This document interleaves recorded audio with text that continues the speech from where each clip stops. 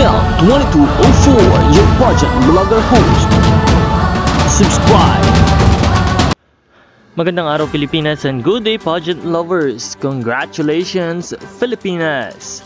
We won Best in National Costume at Reina Hispano-Americana 2025. Naganap na nga ang National Costume Competition ng Reina Hispano-Americana Competition, and of course, wagi ang pambato ng Pilipinas na si Diane Mate.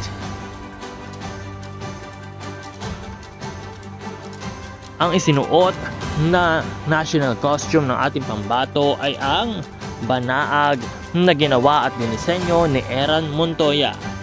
This Philippine national costume beautifully merged the country's heritage and tradition inspired by the Baroque churches of the Philippines.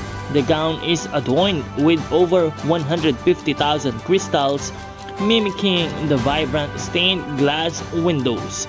Gold Mindanao ochre patterns embellish the design, symbolizing indigenous artistry.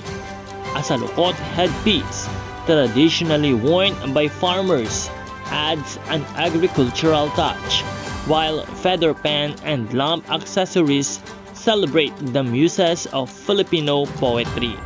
The gown's train features the intricate craftsmanship of rattan furniture, honoring Filipino artisanal skill.